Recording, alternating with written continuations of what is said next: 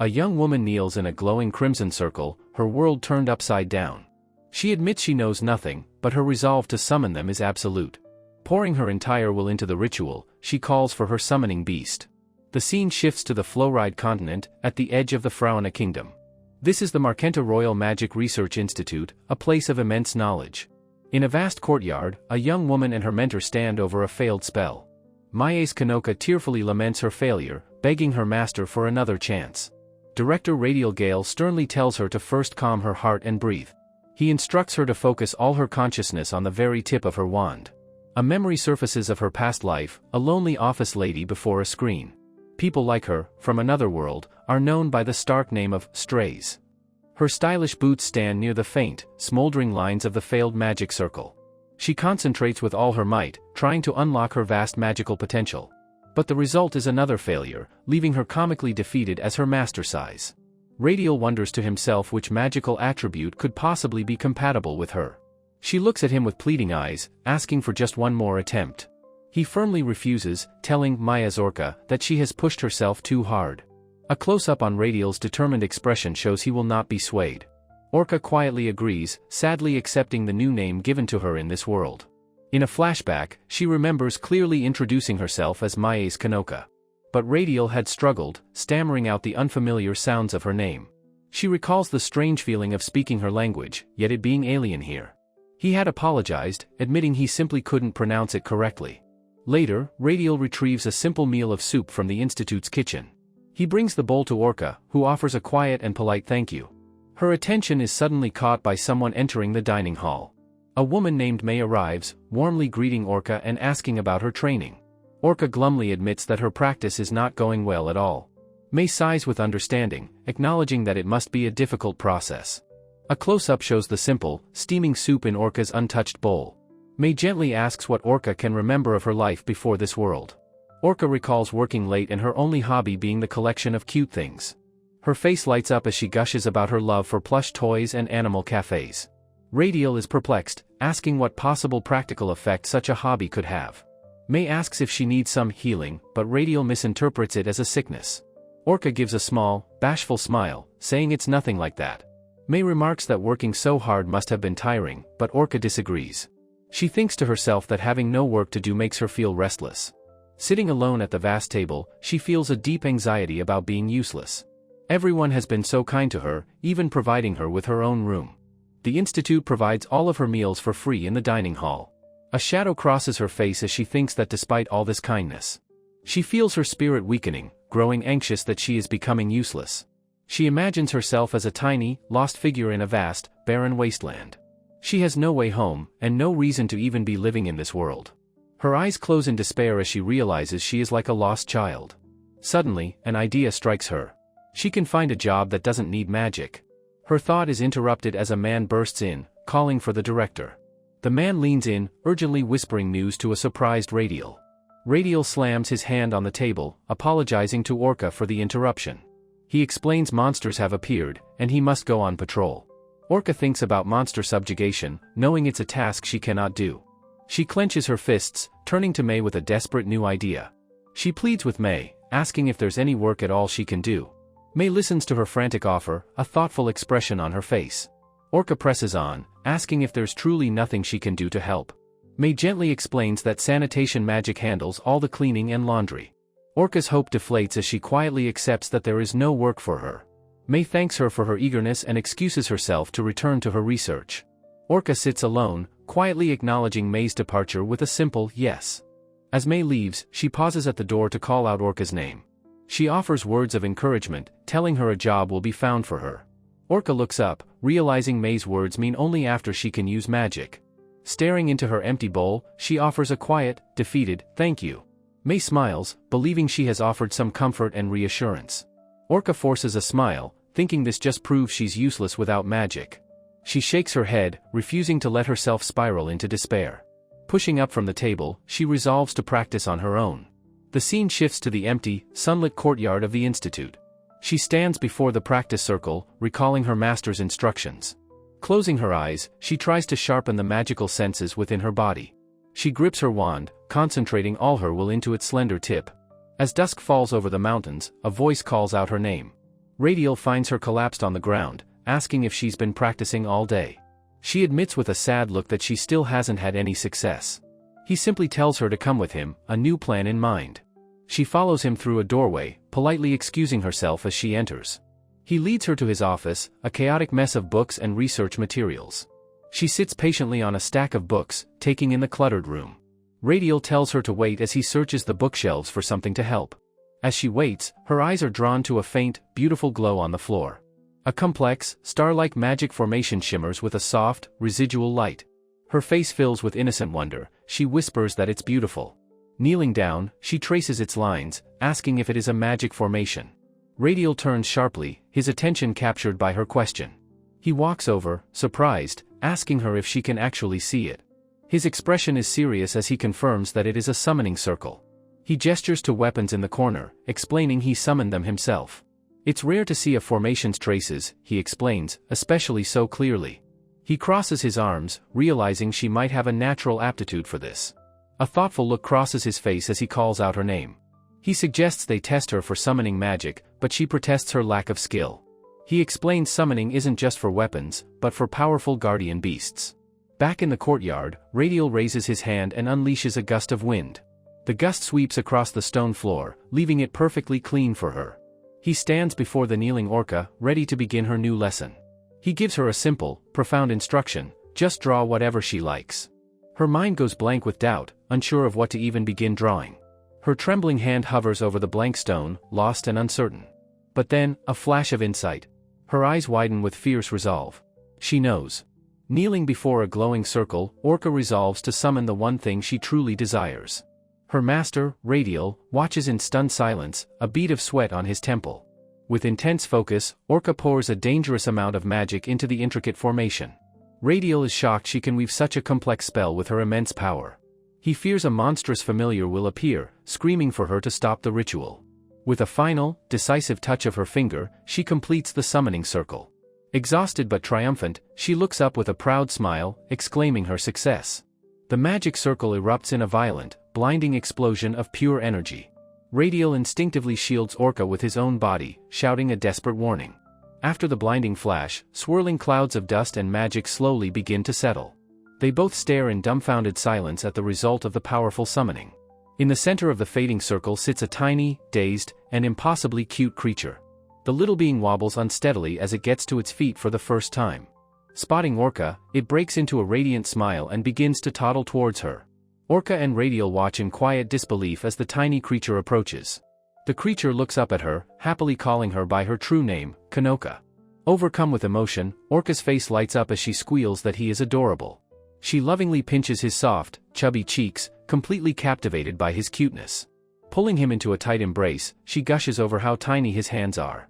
Radial, still bewildered, asks if she is alright after the massive magical explosion. Tears of pure happiness well in Orca's eyes as she holds her new companion. He called her by her real name, something no one else here could do. With absolute certainty, she knows this is the summoned beast she truly wished for. She turns to Radial, declaring with newfound confidence that she will name the child. The little creature looks up at her, its expression one of pure, trusting love. She joyfully announces that she will name her first familiar Ichiro-chan. Radial is left completely speechless, unable to process the sweet, absurd scene. Finally, a small, understanding smile touches his lips as he accepts the situation. He recalls finding Orca alone and collapsed when she first arrived in their world. Back then, he had wondered what would ever become of this lost girl. He never imagined this outcome when he first handed her that simple wand. Patting both their heads, he notes he's never seen her show such genuine emotion. Later, in a grand hallway, Orca prepares to introduce her new companion. With a proud flourish, she presents her familiar, the adorable Ichiro-chan. Ichiro-chan gives a shy bow, politely asking them to take care of him. Their colleague, Mei, is instantly smitten, overcome by how incredibly cute he is. She asks in astonishment what this precious little creature could possibly be. Radial explains that this is the familiar Orca somehow managed to summon. Mei quietly whispers to Radial, questioning Orca's very plain naming sense. Orca explains that Ichiro-chan already considers Mei to be like an older sister. The little creature happily toddles over to Mei, making a cute sound. He looks up at her with an adoring smile, calling her Mei-ne-sama. Mei declares she has never in her life seen such a cute familiar. Radial agrees, noting that familiars are typically meant to be large and strong. Ichiro-chan then runs over to Radial, affectionately calling him Master. He gives Radial's leg a big hug, showing his warm and friendly nature. Mei marvels that she's never heard of a familiar so comfortable with others. Orca asks if it is really that unusual for a familiar to be so friendly. Radial explains their purpose is protection, so they are made to be intimidating. Mei angrily tells him not to spoil the heartwarming moment with his cold logic. Orca smiles, happy to have a companion she can finally have a conversation with. Ichiro-chan reaches out for her, calling her by her true name once more. She sees him as a fellow lost child, resolving to be his home in this world. Taking his small hand in hers, she feels a profound sense of peace. She feels that because of him, her feet are finally planted firmly on the ground. She brightly suggests it's time for dinner, and Ichiro-chan happily agrees. Bidding her master and Mei farewell, she prepares to leave with her new son. Radial and Mei watch the two of them walk away down the long corridor. With Ichiro by her side, Orca is no longer afraid of being astray. Radial's expression becomes serious and thoughtful as he watches them depart. He continues to stare after them, his mind racing with possibilities. Mei notices his intense focus and asks him what is on his mind. He recalls the truly staggering amount of magic Orca poured into the summoning. Now concerned, Mei asks him to explain what he means by that. He suspects there is an unbelievable, hidden power dormant within Ichiro-chan. The next morning, Orca wishes everyone a good morning in the dining hall. She immediately recognizes a familiar, nostalgic aroma filling the room. A plate is set before her, and she identifies the dish as curry. She is stunned that a dish from her old world could exist here. Ichiro-chan curiously asks what curry is as his own bowl is served. The cook explains his is a special soup, and he thanks her cheerfully. Orca asks the cook if she prepared the curry, but the woman says no. Confused, Orca wonders who else could have possibly made this dish. A new voice from behind her asks if she is referring to the curry rice. A young, white-haired man introduces himself as Jint Orgate, the one who cooked. Orca is visibly startled by his sudden and unexpected appearance. Jint excitedly launches into an explanation without properly introducing himself. Realizing his mistake, he flusteredly apologizes and states his name again. He explains he researches strays and recreated the dish from old texts. He smiles, happy to discuss the dish he has been studying. He asks if his version tastes like the authentic home cooking from her world. Orca admits she has almost no memory of her family or their cooking. A flashback shows her eating a convenience store meal alone at her desk. Another memory reveals her messy apartment, littered with instant noodle cups. She realizes with a pang of sadness that she always felt she ate alone. She has no memories of meals ever being a pleasant, happy experience. Her bleak reflection is interrupted by the sight of her happy companion. Ichiro-chan is happily eating his soup, the picture of pure, simple joy. She watches him scoop a piece of tofu from his steaming bowl. He takes a small bite, his eyes closing in utter, blissful delight. Seeing his happy face, she realizes this is a new, wonderful, shared experience. Jint snaps her out of her thoughts, startling her with his excited shout. He eagerly offers her a bite of his creation, and she hesitantly accepts. She takes a small taste, her expression immediately shifting to one of surprise. "It's sweet," she exclaims, completely caught off guard by the unexpected flavor. She tells him it's sweeter than any home cooking, almost like a child's curry. Jint is crestfallen, flipping through his book, wondering where he went wrong. Orca tries to clarify that it isn't bad, just surprisingly sweet. The sweet flavor unlocks a hazy, fragmented memory from deep within her. She recalls sitting at a dinner table with her mother, a feeling of bittersweet nostalgia. A memory surfaces, a young girl's face contorted in a silent scream. Her mother weeps, her features a mask of overwhelming, silent grief. The traumatic memory is a sharp pain, a hand clutching her head. Orca gasps, snapping back to the present, startled by the vision. She apologizes, trying to explain the strange feeling of familiarity. She describes the taste of the curry as deeply nostalgic. Jint, the researcher, looks on, puzzled by her complex reaction. He scratches his chin, wondering where his recipe went wrong. Orca brightens, offering a spoonful of the curry to Ichiro-chan. Jint observes, identifying the small creature as the stray's summoned beast. Orca flinches, his clinical words striking a raw, painful nerve. She fiercely declares her true name and that Ichiro-chan is her child. Her passionate outburst stuns Jint, who apologizes profusely for his mistake. In his panic, his treasured research book clatters loudly to the floor. Director Radial Gale appears, identifying the fallen book as forbidden. Jint stammers his director's title, caught breaking a serious rule. Radial asks if the curry recipe truly came from this restricted text. He reveals it's a journal from a stray over a century ago. Orca's eyes widen as she peers into the pages of the ancient book. The title page boldly declares, "This is an isekai trip." Radial asks if she can read the strange text, which she recognizes. She begins to read the story of the stray who came before her. The boy, Yuta, had celebrated his arrival in the new world. He was overjoyed that he could understand the local language. He was even more thrilled to discover he could use magic freely. He jubilantly declared that his new life was on easy mode. Orca smiles, guessing that Yuta must have been a middle schooler. But Yuta soon found this world had no great evil to defeat. His initial excitement slowly faded, replaced by a sense of doubt. He wandered the land alone, questioning his reason for being there. Orca turns a page, her expression growing somber as the story changes. She whispers sadly that the young boy must have been disappointed. Her expression hardens as she continues to read the grim tale. She thinks it's better to have a clear purpose, like a quest. Radial explains that Yuta became known as the infamous Void Mage. Orca looks up from the book, questioning the ominous title. He reveals Yuta used his magic to completely annihilate an island. After the cataclysm, Radial explains, no one knows what became of him. Orca asks if he vanished in exchange for the island's destruction. Radial snatches the book back, annoyed by her dramatic reaction. He gravely warns her that magic can be an incredibly dangerous tool. He explains the book is forbidden because it details Yuta's research. Unseen, a dark tendril of magic snakes out from under the table. Ichiro-chan tugs on Orca's sleeve, his eyes wide with concern. She looks down, asking her small companion what seems to be wrong. He points insistently towards the floor, trying to warn her. She pats his head, reassuring him that everything is perfectly fine. He explains a scary familiar told him to stay away from that magic. He says he told the other familiar it wasn't allowed to be there. The group listens, trying to understand the strange conversation. Radial, suddenly alert, asks Ichiro-chan if the other familiar vanished. Ichiro-chan cheerfully confirms that he made the other familiar disappear. Radial and Jint are stunned, realizing Ichiro-chan can command others. A close-up on Radial's eye reveals his deep, analytical thought. Orca, oblivious to the implications, finishes her meal happily. The profound meaning of Ichiro-chan's ability finally dawns on her. Her face erupts in a brilliant, beaming smile of pure, unadulterated pride. She scoops him into a massive, celebratory hug, nuzzling him close. That night, the research institute is quiet under a starry sky. Orca lies awake in her bed, Ichiro-chan sleeping soundly beside her. The little familiar is lost in peaceful dreams, unaware of her worries. She thinks of Yuta's destructive power and the darkness in her own. Her eyes are wide with fear as she stares into the darkness. She remembers that magic is a power that can be used to hurt.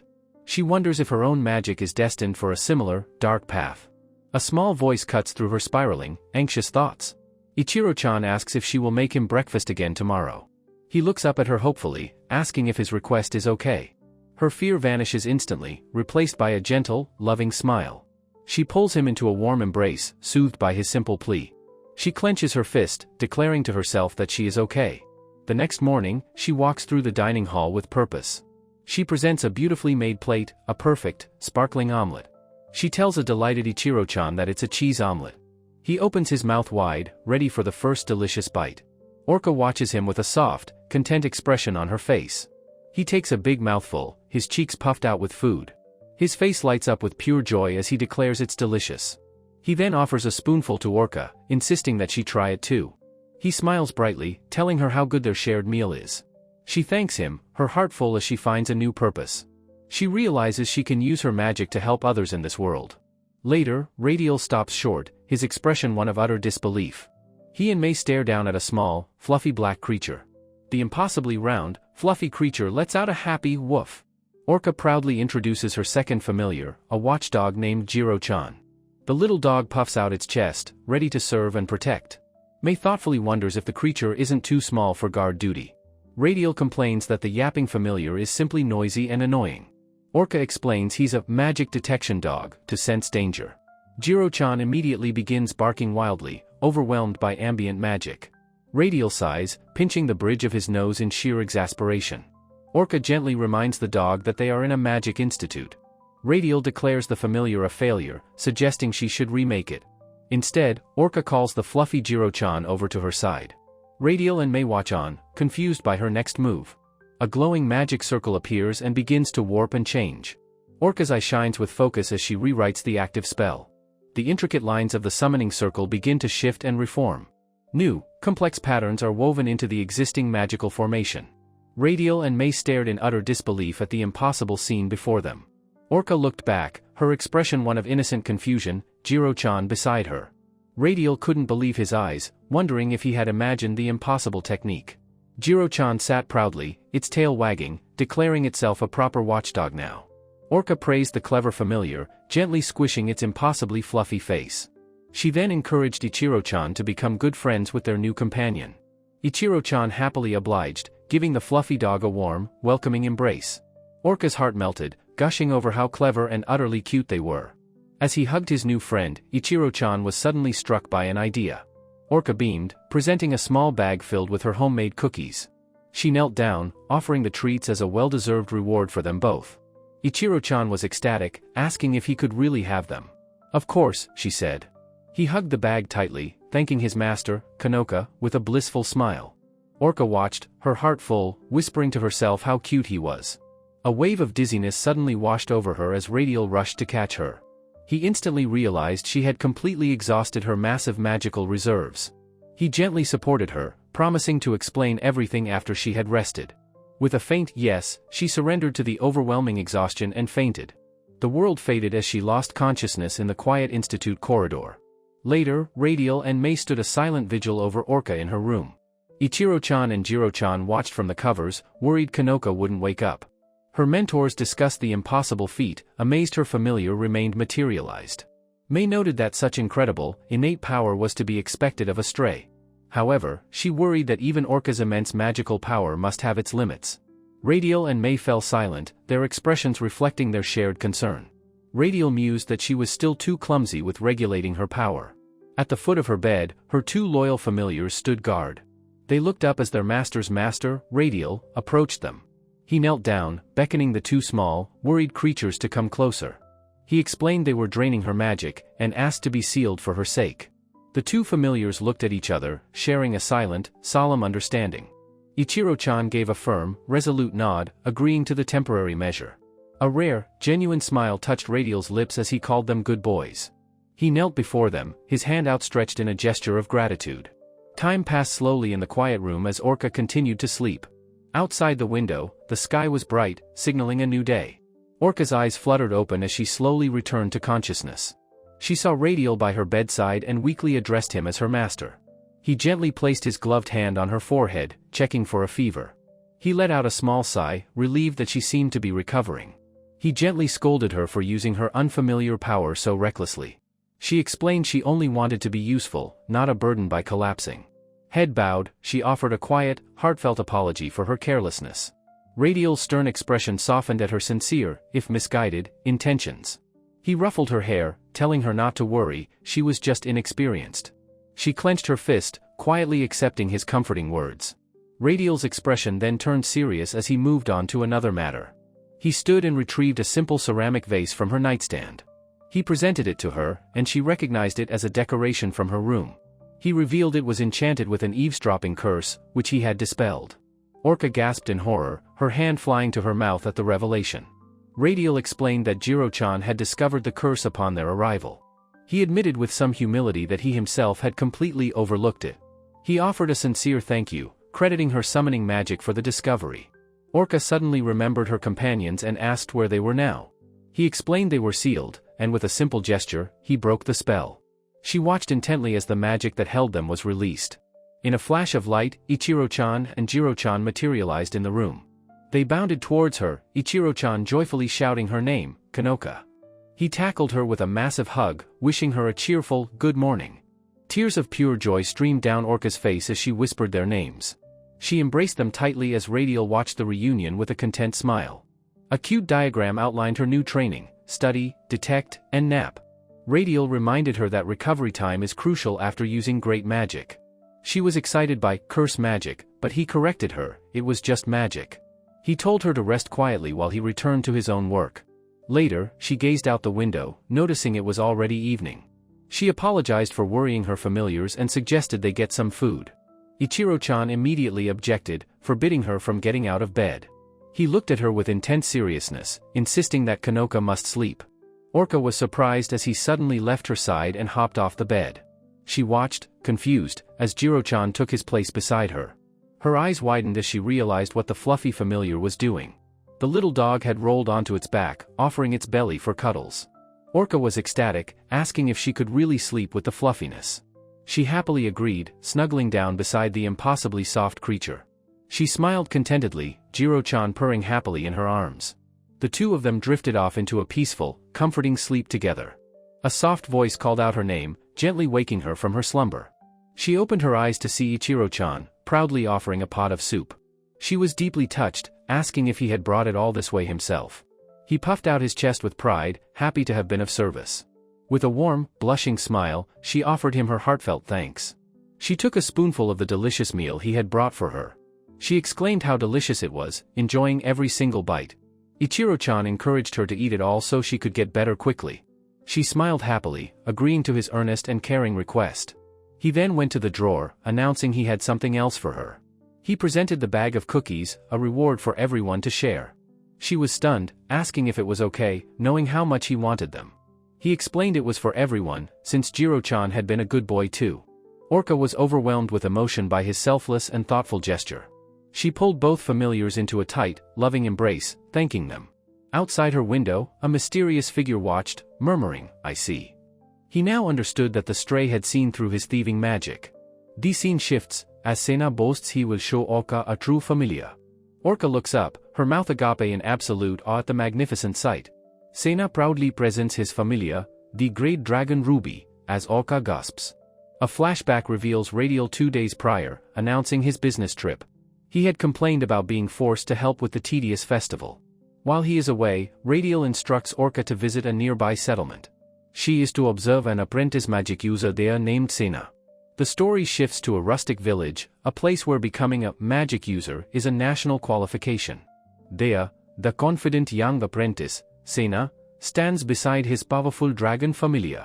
He proudly boasts that his magnificent companion, Ruby, can breathe fire. Orca is completely starstruck, exclaiming how incredible the great beast is. Wiping sweat from her brow, she comments on the oppressive heat of the settlement. She asks Sena if commuting from such a remote place isn't a hardship. He dismisses the idea, saying it's easy when you can ride a dragon. Soaring through the sky, Orca realizes how sheltered the climate-controlled institute is. Sena turns to her, a curious glint in his eye as he begins a question. He asks what her familiars, Ichiro-chan and Jiro-chan, are capable of. Ichiro-chan proudly announces that he can talk and befriend other familiars. Orca then presents her other companion, explaining he is a magic detection dog. Sena is immediately charmed and asks if he can hold the fluffy creature. The boy is surprised as he takes the squirming, impossibly soft familiar. Jiro-chan playfully licks Sena's face, making the boy burst into laughter. He giggles, exclaiming that the fluffy creature is tickling him. His dragon, Ruby, lets out a low, possessive growl, nudging its master. Sena blushes slightly, amused by his familiar's obvious jealousy. Orca observes that Ruby is very well behaved, unlike other familiars she's heard of. Sena's chest swells with pride, boasting that Ruby is clever, strong, and cool. He adds that the dragon is a great help, driving pests from the fields. Orca is deeply impressed, praising Ruby for being such a good and clever boy. Sena explains that even his own master often praises Ruby's good behavior. He vows to study diligently under his master's guidance in the future. His eyes shine with a fierce determination as he speaks of his dream. One day, he declares, he will become an official, fully fledged magic user. Orca is moved by his ambition, remarking that it's amazing he has a dream. With a confident grin, Sena says that of course he'll achieve it. Orca thinks to herself how admirable the young boy's spirit is. Inspired by his passion, she resolves to do her absolute best as well. The scene transitions to that evening, under a bright, full moon. A weary Radial returns to the institute, groaning from utter exhaustion. May greets him with a warm wave, welcoming him back from his trip. He acknowledges her, complaining about how tired the long journey has made him. He grumbles about the tediousness of the once-a-year festival in the capital. May chuckles, reminding him he was forced to liven up the ceremonies with his magic. He groans that he never wants to have to go through that again. As they walk, May asks him how Orca has been doing in his absence. Suddenly, a happy woof echoes from down the corridor, interrupting them. Jiro-chan, a ball of black fluff, comes bounding towards them excitedly. Radial is pleasantly surprised to see the little familiar barking a welcome. Orca appears moments later, running to greet her master and welcome him home. She explains that Jiro-chan has been acting strangely for some reason. She seems flustered, saying he keeps barking for no apparent reason. She reminds him that Jiro-chan's purpose is to detect dangerous magic. Radial's expression instantly sharpens as he understands the situation. He lets out a weary sigh, realizing what the little dog is sensing. With a dramatic flourish, he rips off the heavy, formal cloak he wears. He explains it is enchanted with countless wards against poisons and curses. The sheer density of the subtle magic was simply overwhelming the familiar's senses. Vindicated, Jiro-chan pants proudly, happy to have done his job correctly. Mei remarks that her master must be quite popular, fending off so many marriage proposals. As Radial turns to Mei, annoyed, he is stopped by a strange sound. A faint, chirping noise catches his attention, and he looks over. A tiny, white bird flutters into view from just behind Orca. It lands gently on her head, letting out another cheerful chirp. A terrible sense of foreboding washes over the institute's director. "Orca," he asks, his voice strained, "what is that?" With a brilliant smile, Orca proudly introduces her third familiar, Saburo-chan. Radial angrily demands to know why she summoned another familiar while he was gone. She explains that she was inspired by Ruby the dragon and wanted to try. He stares at her, his face a mask of disbelief and utter frustration. She continues, saying that her new familiar, whom she calls Mike-chan, is special because it can also breathe fire, just like the dragon. However, she sheepishly admits its firepower is only as strong as a lighter. With a hesitant smile, she trails off, saying there's nothing more to it. A bead of sweat runs down her cheek under his intense, silent glare. He lowers his head, muttering that he simply doesn't understand her. Orca looks at him with concern, asking what is wrong with her master. He grabs her by the shoulders, his voice sharp with a desperate urgency. He warns her that while she may be safe now, true danger will certainly come. He reminds her that her only real protection will be her own familiars. He storms off down the hall, ordering her to go rest in her room. His boot steps firmly on the wooden floor as he walks away. He stops suddenly, a confused look on his face, feeling strangely light. He wonders if his sudden lack of fatigue is just his imagination. The next morning, bright sunlight streams into the research institute. Radial stands on a balcony, regretting his harsh words from the night before. He muses that he must have been more tired than he thought after his trip. He is surprised to see Orca approaching, with Sena and Ruby in tow.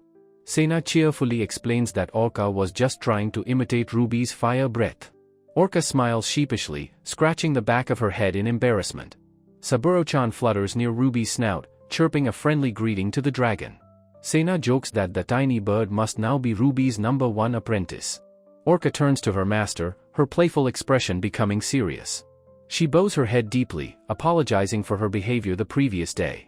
Radial is taken aback by her sudden and formal apology. She explains that she understands he wants her to summon strong, scary familiars. But, she confesses with her hands clasped, she cannot bring herself to do it. She says that having them be small and cute is just right for her. Kneeling down, she is surrounded by her 3 adoring familiars. "I want to live in this world, together with these children," she declares. Radial looks down at her, his usual stern expression softening completely. A slow, understanding smile spreads across his face as he says, "I see." Mei, observing from a distance, remarks that this way is perfectly fine. She notes their unassuming appearance may actually be their greatest strength. Even the mighty dragon Ruby seems intrigued, nudging its master curiously. Suddenly, Sena lets out a yelp, having scraped his knee on the ground. Orca is delighted, her familiar Saburo-chan chirping happily on her head. Radial realizes with a jolt that his own exhaustion vanished after meeting them. Orca proudly presents the little bird, declaring this is the power of a stray. An amused, appreciative chuckle escapes Radial as he watches her. She marvels at her amazing power, surrounded by her familiars and Sena. Radial smiles, thinking he feels sorry for anyone who would underestimate her. A sharp, unfamiliar voice suddenly cries out Orca's name. Orca turns, her expression one of pure, startled confusion. A blonde boy points from afar, challenging Maya's Orca to a match. She is utterly baffled, wondering what is happening. The boy, Chevron, looks around, wondering where his opponent is. Sena appears, cheerfully asking his master what he is doing. Orca asks if this is Sena master, which he happily confirms. Sena gives a bright, beaming affirmation to her question. He proudly introduces the challenger as his master, Chevron. Chevron demands to know why Sena is here. He learns they are friends. Chevron bites his thumb, deeply envious of Sena proximity to a stray. May's boot steps into view, delivering a stern warning. She glares fiercely, threatening him with a restraining order. Orca asks why she's being observed. Radial explains it's for research. The term, research, leaves both Orca and Sena looking confused. Radial clarifies that strays often possess rare and powerful magical abilities. Chevron grumbles that it's a researcher's natural instinct to study her. He complains that she even thwarts attempts to abduct her. Furthermore, she saw through his attempt to eavesdrop on her. That is why, he declares, he had to come here himself. Orca looks lost, not understanding the talk of abduction or eavesdropping. Chevron points an accusing finger, calling her a stalker. Radial is visibly shocked by the absurd accusation. Chevron stammers defensively that he was only trying to do research. May furiously retorts that trying to abduct a girl is what a stalker does. Sena looks at his master with profound disappointment. Cornered and flustered, Chevron simply yells for a match. He orders Sena and his dragon, Ruby, to join him for the fight. Instead, the mighty Ruby lets out a defiant roar in his master's face. Sena grins, explaining that Ruby is on Orca's side now. Saburo-chan chirps from the dragon's head, confirming their new friendship. Chevron is completely aghast at this stunning betrayal. He angrily asks if she's summoned yet another familiar. He mutters that this third one must possess powerful attack magic. Saburo-chan puffs its chest, as if confirming its offensive power. It then sheepishly admits that it might not be attack magic after all. Orca says she'll help in the dining hall, which is very praiseworthy. Enraged, Chevron demands she show him how to use her power. He points, insisting she prove her true strength in battle. Orca yelps as something suddenly appears behind her. Her eyes widen in shock as she recognizes the magical manifestation. Ichiro-chan points excitedly, urging her to look. Orca smiles, recognizing the black tentacle from a previous incident. The tentacle waves playfully back at Ichiro-chan's cheerful greeting. Radial strokes his chin, noting she has summoned 3 flexible tentacles. He explains that a familiar's size is determined by the magic invested. Manipulating a familiar's form, he adds, is a very advanced skill. Ichiro-chan agrees, saying it's a high-level technique to use a small vessel. Jiro-chan barks, prompting Ichiro-chan to ask, "Behind you?" Chevron scoffs, declaring that a mere 3 tentacles are nothing. In response, a 4th, massive tentacle erupts from the ground. Sena points, excitedly shouting that there are now 4 of them. He cheers for his master, amazed she summoned another one. Orca's own eyes sparkle with delight at her unexpected success. Chevron furiously points and yells, "Go," beginning the duel. The tentacles instead form a heart, playfully cradling the small familiars. Ichiro-chan and Jiro-chan are lifted into the air, squealing with joy. Chevron watches the scene, a bead of sweat on his confused face. He explodes in frustration, demanding to know what they are doing. He flails his arms wildly, yelling at them to take this seriously. May watches thoughtfully, realizing Ichiro's ability is communication. Radial confirms this, as Orca says Ichiro-chan befriends everyone. With the duel a failure, Radial turns his stern gaze on Chevron. Chevron demands to know why his legitimate concerns are being ignored. Radial asks coolly if he has finally calmed down enough to listen. Flustered, Chevron can only stammer under his superior's gaze. The familiars continue their joyful play, oblivious to the tension. Radial reveals the eavesdropping magic is a state intelligence signature. He grumbles that the capital is far too undisciplined for his taste. He calmly states the entire intelligence division is being restructured. Chevron is stunned silent, realizing the gravity of the situation. Sena calls out to his master, his voice filled with awe. Chevron turns as his apprentice runs towards him. He looks flustered, saying there's still so much to teach Sena. Sena's eyes sparkle with admiration, exclaiming that his master is amazing. The sudden, heartfelt praise leaves Chevron completely bewildered. Sena excitedly asks if they are going to the capital now. He vows to work hard so he can visit the grand city someday. Radial tells Chevron to find his apprentice a less dazzling new master. Under the blazing sun, Chevron can only meekly agree. Radial turns to Orca with a rare, proud smile, telling her she did well. His eye twitches as he senses something is suddenly wrong. He turns to see Orca collapsing into May's arms. He rushes over, asking if she has overused her magic again. May clarifies that it's heatstroke as Orca complains of the heat. Back in her room, Orca apologizes weakly from her bed. Radial tells her not to worry, admitting he hadn't noticed. He looks down, a sheen of sweat on his face, feeling guilty. He explains the institute is situated in a naturally hot wasteland. Orca looks at the black cloak hanging in her room. Radial explains he couldn't simply lend her his own special cloak. He reveals that the cloak is a proof of a magic user. It is a national license, with colors indicating a mage's rank. Orca remembers Chevron's differently colored cloak, seeing a new goal. Radial explained that a mage's rank was shown by the darkness of their cloak. Orca then realized her master's jet black cloak signified an incredibly high rank. A soft, knowing look of understanding crossed her delicate features. With a beckoning hand, Radial called for the tiny bird familiar, Saburo-chan. Back in her room, Orca asked her little bird what had happened. The bird explained it felt responsible for breathing fire in the oppressive heat. Orca's expression softened, deeply touched by the familiar's sincere concern for her. She reassured the tiny bird that it certainly wasn't his fault at all. Ichiro-chan quickly piped up, voicing his own support for his friend. Jiro-chan also chimed in, agreeing that Saburo was not to blame. From the doorway, she thanked her loyal familiars for always protecting her. Overjoyed, she sat on her bed, playing happily with her 3 companions. Radial mused that the heat was a problem, wishing for some cooling magic. The words, cooling magic, sparked a sudden, brilliant thought in Orca's mind.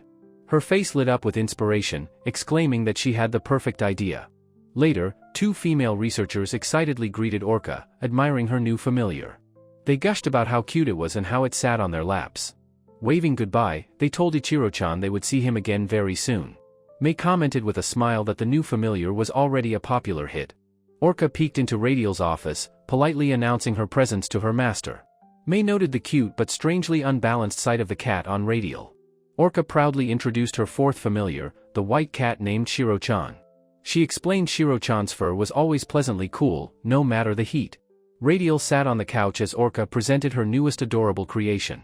She added that the amazing cat could also create ice at any time. This meant they could enjoy delicious shaved ice whenever they wanted. Radial, ever the pragmatist, immediately inquired about its potential flavor. With a smirk, he correctly guessed that the shaved ice was completely tasteless. Orca took a bite and gasped in shock, realizing he was absolutely right. She quickly recovered, declaring he was a familiar specializing in cooling things down. The little cat purred contentedly as it was affectionately petted on the head.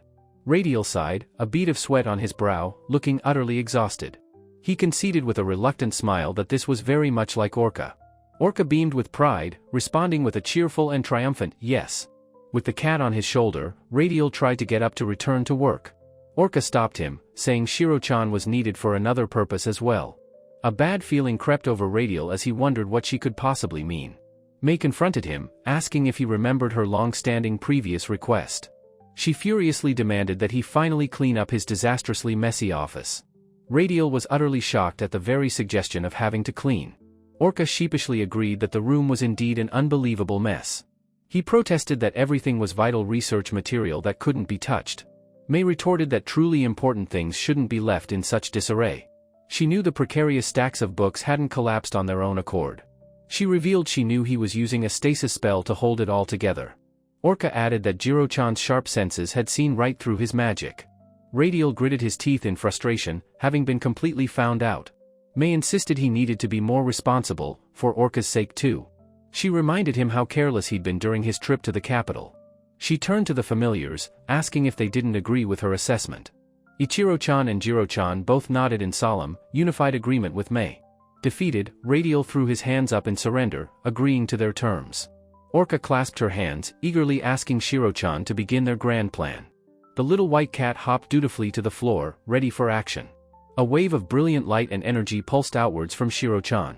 The mountains of books remained exactly where they were, completely unmoved. The table was still covered in dirty dishes and half-empty bottles. The trash can was still overflowing with discarded papers and other refuse. Radial looked around, confused, seeing that absolutely nothing had changed. Orca proudly announced that she had successfully stopped the sanitation magic.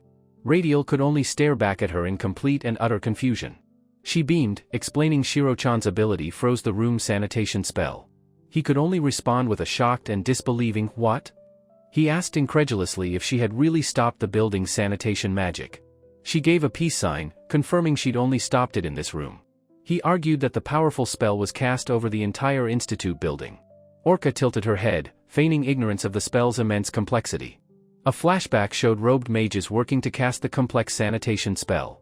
Orca had a brilliant realization about the true nature of the magic. Shiro-chan explained it hadn't broken the seal, but simply frozen it solid. Orca praised her clever little familiar for its brilliant and useful work. Radial clutched his head in frustration, seeing no possible way out. Orca argued that sanitation magic just made people lazy about cleaning. He threw his hands up, insisting that wasn't the point of the magic. Defeated, he turned away, muttering he didn't know how to fix it. Mei coolly informed him that it was a bit too late for that now. Radial looked back, startled by her sudden and uncharacteristically sharp tone. Ichiro-chan explained that Orca's familiars don't follow conventional magical rules. Orca promised her master they would unfreeze it after they finished cleaning. With a cheer, she rallied her troops to finally begin the cleanup. Jiro-chan sniffed at a stack of books, assessing the cluttered situation. Orca ordered Shiro-chan to freeze the stasis spell in that particular area. Radial panicked, telling her to wait, as some of the items were dangerous. Jiro-chan gave a reassuring bark, confirming the area was perfectly safe. Orca lifted a stack of junk, saying it hadn't been touched in years. She pointed to a pile of trash for Saburo-chan to expertly incinerate. Radial yelped in protest, saying it was a waste to burn it all.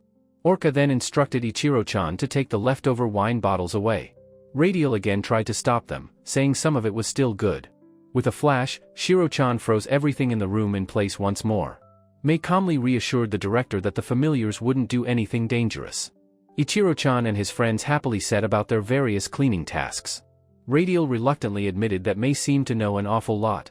She confirmed she had already tested the freezing ability on her own. He asked with deep suspicion just where she had conducted this test. She dodged the question, insisting that it really didn't matter where. She admitted her own research lab was once just as messy as his. After much hard work, the office was finally spotless and gleaming brightly. The light sparkled beautifully off the newly polished floors and pristine furniture. Radial stood in the center, amazed at how spacious his office now seemed. In the now tidy office, Radial and Orca survey the remaining work. Jiro-chan proudly announces his discovery, a box sealed with magic. Radial recognizes it as an old safe he hasn't opened in years. He admits with some chagrin that he has forgotten the unlocking spell. While sorting papers, Orca's attention is suddenly drawn to something. She quietly stands up, her purpose now clear. Nervously, she calls out to her master, getting his confused attention. She shoves a document at him, demanding to know what it is. With growing horror, she points out the impossibly tight deadline. Radial casually suggests having his fire familiar, Saburo-chan, just burn it. Jiro-chan quickly tells the confused Saburo-chan that it's a bad idea. Radial explains that since their funding is fixed, the reports are pointless. Orca glares at him, utterly unconvinced by his lazy logic. She asks if he is fine with their budget being reduced every year. She then reveals that his personal salary is also being cut. The cooling cat, Shiro-chan, collapses dramatically at the terrible news. With renewed vigor, Orca decides to tackle the paperwork immediately. She asks Radial if he has the reports from his predecessor. He sweats, looking away guiltily, unable to answer her directly. He admits he's never filed one. Orca is absolutely scandalized. She quickly deduces the old records must be in the sealed safe. Shiro-chan, please, she asks, and the cat happily obliges. The little familiar unleashes a wave of cold magic at the safe. With a loud click, the heavy door swings open, and Orca cheers. Radial realizes the safe had been sealed with a freezing spell. He jokes about her useful safecracker, earning a disapproving glare from Orca. Inside, Orca finds the records and is confident she can meet the deadline. Radial skeptically asks if she is really going through with the tedious task. She strikes a proud pose, telling him to leave it to a former office lady. She muses that with Excel, this would be a simple matter. Radial is completely baffled by the unfamiliar word, Excel. Orca suddenly remembers that computers do not exist in this world. She asks if there's magic to automate calculations and organize tables. He flatly tells her it's much faster to just write it out by hand. Radial clarifies that there isn't even a required format for the documents. Understanding now, Orca confidently says she will handle everything. She begins her work, carefully drawing lines with a pen and ruler. With precise movements, she creates a perfect, hand-drawn spreadsheet. She then orders a weary Radial to go and fetch all the receipts. Later, government officials are amazed by the Institute's first clear report in years. Her work uncovered fraud, leading to fair payments for honest vendors. Orca stretches, satisfied at having finally done some proper work. Her assistant, Radial, however, is completely drained from the effort. A new visitor arrives, a young man who notes the Institute is unchanged. He cheerfully greets the Institute's cook, Zelma, with a familiar wave. Zelma looks up, her expression tired but welcoming as she greets him. The man, Luca, asks for a cold drink and spies some food. He reaches for a plate of rich, brown curry being offered. Taking a bite, he is immediately struck by the unfamiliar flavor. Just then, Jint enters the dining hall, and Luca calls out to him. The visitor is introduced, Jail Luca, an official from the central government. Jint demands to know why a palace official is in their dining hall. Luca takes another bite of the curry, savoring the taste. He compliments the dish, saying it's the first he's had like it here. He's shocked to learn that Jint, who he thought couldn't cook, made it. Jint explains that it is a dish from the world of Astray. He continues that an unexpected and powerful ingredient was used. Luca's face suddenly flushes as he realizes the food is intensely spicy. Jint explains that spicy food is common in Orca's world. Luca muses on the dish's potential if Jint weren't so busy. Elsewhere, the little feet of Ichiro-chan and Jiro-chan patter across the floor. Ichiro-chan stops abruptly, sensing something with his head cocked. He finds it strange that there is a child in the institute. He and Jiro-chan are seen helping Zelma, carrying a heavy basket. Zelma smiles warmly, praising them for being such good helpers. Luca remarks to Jint how different the little familiar is from him. Ichiro-chan appears, staring intently at the mysterious official. Luca turns, noticing the small, horned child looking his way.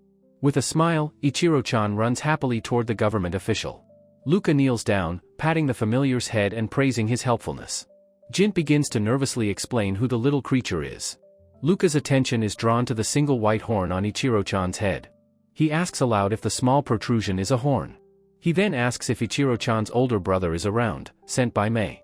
Ichiro-chan asks the official which deceptive face he has brought this time. Luca is visibly taken aback, a nervous sweat beading on his face. The little familiar cheekily tells Luca not to whisper secrets to the director. Luca becomes flustered, waving his hands and telling the child to wait. He points a shaky finger, demanding to know what this creature is. A simple text bubble identifies the creature as a familiar.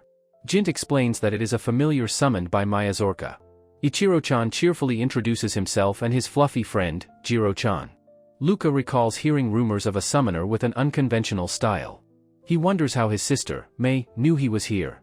He muses aloud, wondering if he had accidentally used some magic. Jiro-chan explains that is exactly how they knew he was present. Luca tries to dismiss it as a tiny, harmless gust of wind. Jint is stunned, realizing Jiro-chan's detection is unbelievably precise. He decides they must report this anomaly to the director at once. In a lounge, Mei confronts her brother, demanding to know why he's here. Luca teases her, asking why she is being so cold to her cute brother. Orca, serving tea, is shocked to discover the two are siblings. Mei tells Orca not to waste tea on such an irritating person. Luca smoothly introduces himself as a government official and former researcher. Orca politely introduces herself and thanks him for Mei's kindness. Luca asks about the concept of family names in her world. Orca, feeling awkward, begins to excuse herself from the room.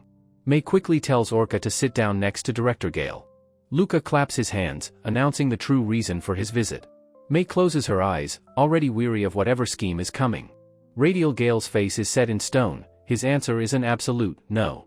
The researcher Jint watches the tense scene unfold, a thoughtful look on his face. Jint observes that Radial looks just like a father refusing to let his daughter marry. Luca agrees with a cheerful grin, finding Radial's stubbornness completely unapproachable. Radial makes an impossible demand, telling Luca the king must get much younger and lighter. Poor Orca is utterly lost, unable to follow the high-stakes conversation around her. Mei explains that the king of Flowride is a known eccentric with a love for rarities. Radial grumbles, recalling the trouble the king's curiosity caused during the last festival. Luca clarifies that the king immediately wants to make any rare magic user his consort. By making her a princess, Luca explains, the king can keep her close by. The word princess echoes in Orca's mind, catching her completely off guard. The full implication hits her, and she erupts in a flustered panic. Luca teases her with the perks of royalty, a life of ease in the palace. Mei cuts him off with an icy glare, insisting that he's only joking. Mei silently commands Shiro-chan to freeze Luca if he continues his needless teasing. The little cat leaps onto Luca's lap, and the official suddenly feels a chilling threat. Luca breaks into a cold sweat, realizing the seriousness of Mei's silent warning. He raises his hand defensively, insisting they've all misunderstood his intentions. Luca tries to get their attention, his playful demeanor shifting to something more serious. He confesses that, truthfully, he doesn't want Orca to come to the capital at all. Radial eyes him with deep suspicion, demanding to know what he truly means. Luca explains the court's delicate political balance, which Orca's arrival would surely disrupt. May tells him to just leave if he's not going to be helpful. He argues that even if he leaves, another faction will simply take his place. The threat of being taken by force sends a new wave of fear through Orca. Jint asks if Luca has a better plan, and he confidently confirms that he does. Luca reveals his simple strategy: they must make the king lose all interest in Orca. Jint is immediately doubtful, believing such a feat would be completely impossible. Unaware of the drama, Ichiro-chan and Jiro-chan are busy with their drawings. Luca notes that Orca's familiars are far too different from what is considered normal. Jint argues the king's curiosity about her world would be impossible to extinguish. Luca, however, remains confident in his plan, a knowing smile on his face. He holds Shiro-chan, all too aware of the little cat's power to keep him in line. He believes the king only cares for big, flashy magic, not Orca's subtle style. Jin concedes the point, realizing there is some logic to Luca's strange plan. May agrees the king might lose interest if Orca's magic seems disappointingly normal. Radial argues they don't know the true potential of her familiar's unique abilities. Luca insists their ignorance is precisely why his plan will succeed. He states that no one, not even the king's closest aides, knows the truth yet. Radial confirms that as director, he would never permit an open investigation of Orca. Luca admits his secret attempts at reconnaissance were foiled by Jiro-chan's detection magic. He stresses that their window of opportunity is small, while the secret is still contained. Radial's eyes narrow as he begins to see where this conversation is heading. May's eyes widen slightly as she, too, reaches the same inevitable conclusion. Jint agrees that this course of action was bound to happen sooner or later. Orca remains completely in the dark, asking what they are all discussing. A quiet moment passes before the group turns their attention back to Orca. Luca's focused gaze lands on her, ready to present the group's unified plan. Orca suddenly realizes that becoming an official magic user requires a test in the capital. Radial confirms their plan: they are going to the capital for her certification exam. She protests that she can only use summoning magic, but Ichiro-chan insists it's enough. May reassures her, certain she can pass simply by presenting her unique familiars. Orca asks if the exam is really that simple, her expression still full of doubt. Jint explains that passing is easy, but the real struggle is climbing the 12 ranks. She worries that her small, non-threatening familiars will be considered meaningless. Radial reassures her that for now, being known as a summoner of small familiars is enough. Luca and May promise to use their connections to help her navigate the system later. If this path ensures a peaceful life, Orca agrees to their plan. With newfound resolve, she declares loudly that she will take the certification exam. The decision is made, setting in motion a series of unforeseen events. A flicker of doubt crosses May's face as she worries about their deception.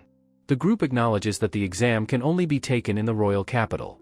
The pressure of the situation begins to weigh heavily on Radial. He admits he has reached his limit of playing dumb with the manipulative king. Their strategy is to change her status from an unknown threat to a known quantity. May agrees, though a hint of concern still lingers in her expression. She knows that if they don't act, their enemies may resort to more forceful methods. Both May and Radial let out a weary sigh, accepting the difficult path ahead. May notes that past strays have left behind legends, making the king's interest understandable. She suggests that not all strays are legendary figures, some are simply ordinary people. Their plan is to present Orca as one of these ordinary strays. A shadow of doubt crosses May's face as she considers a potential flaw. She worries the king might notice the unique and peculiar nature of Orca's familiars. Radial believes the king's preference for flashy magic will make him overlook Orca's subtler skills. May agrees that at first glance, her magic does indeed seem unassuming. Radial looks out the window, a new thought occurring to him. He sees this as a chance for Orca to finally see the world beyond the institute. He imagines how delighted she will be when she finally sees the grand royal capital. A rare, warm smile spreads across his face at the thought of her happiness. His paternal moment is broken as he snaps back to his usual stern demeanor. But his confidence is quickly replaced by a deep, gnawing anxiety for her safety. He worries about the dangers of the city for someone as naive as Orca. May sighs, comparing his over-the-top worrying to that of a protective parent. May playfully suggests he should just adopt Orca, a thought that startles him. He actually considers it, musing that a parent-child bond would be a strong one. He turns May's joke back on her, thanking her for the wonderful idea. Orca, however, flatly and immediately rejects the ridiculous proposition. Later, Sena finds Orca, excited to hear she is becoming an official mage. She is surprised by his enthusiastic reaction to the news. Sena is thrilled that Orca is on her way to becoming a certified magic user. She asks why he isn't taking the exam as well, pointing her fingers at him. He hesitates, admitting that he doesn't feel quite ready for the test yet. Orca points out he can already use both summoning and fire magic competently. She grabs him by the collar, insisting that they should take the exam together. Sena looks away, still unsure if he is truly prepared for such a challenge. She reminds him that his master, Chevron, had already offered a recommendation. He decides against it, wanting to improve his skills before taking the official test. In the stables, Radial explains the seriousness of the certification process. He notes that advancing in rank later is extremely difficult and costly.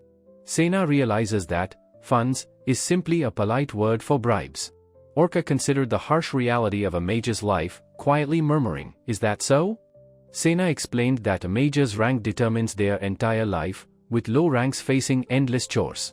The thought of a lifetime of menial chores filled Orca with comical, wide-eyed dread. But he declared with fierce resolve that he would only become a mage after training hard. Orca looked upon him with admiration, moved by his passionate dream for the future.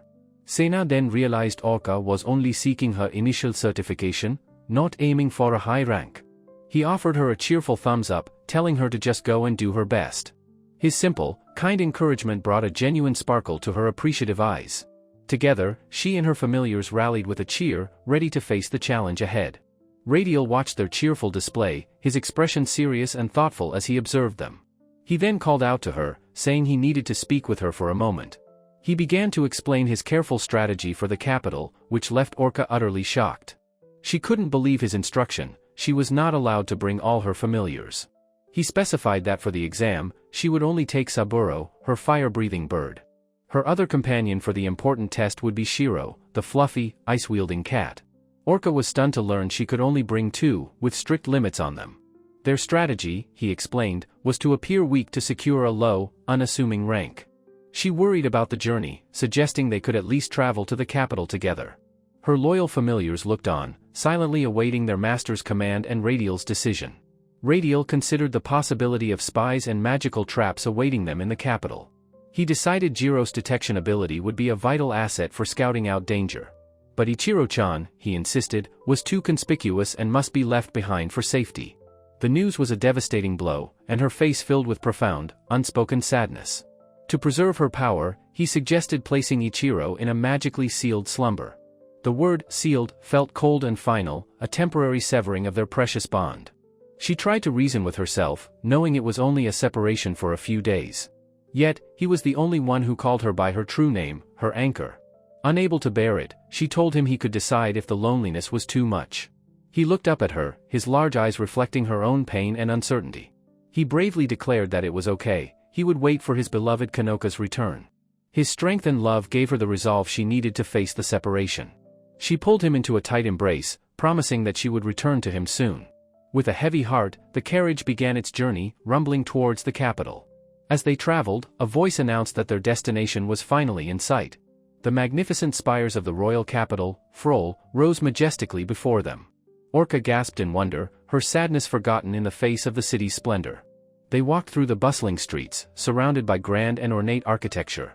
Her companions were also taken aback by an unusual and unexpected sight. Orca looked down, her brow furrowed in confusion by what she saw at her feet. The cobblestone streets were not gray, but were glowing with a soft, ethereal pink light. She asked her friends why everyone was so surprised by the strange phenomenon. May admitted that even she had never seen the city's stones turn this color. Jint explained it was the king's magic, reflecting his current mood across the city. The revelation that it was magic left her completely and utterly amazed. She skipped with delight, marveling at the incredible display of magical power. May noted that only a ruler as powerful as the king could perform such magic. Even with her limited knowledge, she could sense the delicate, intricate nature of the spell. She was truly in awe of the sheer scale of the citywide enchantment. She concluded that the king must be an incredibly powerful and amazing person. May agreed with a smile, admitting his power was undeniable, despite his personality. Orca asked about Radial, and May explained his black cloak made him too conspicuous. She wondered why he couldn't just take it off, but learned it was mandatory attire. She pondered this new piece of information about the formal rules governing mages. Jint then revealed that he would be her official recommender for the upcoming exam.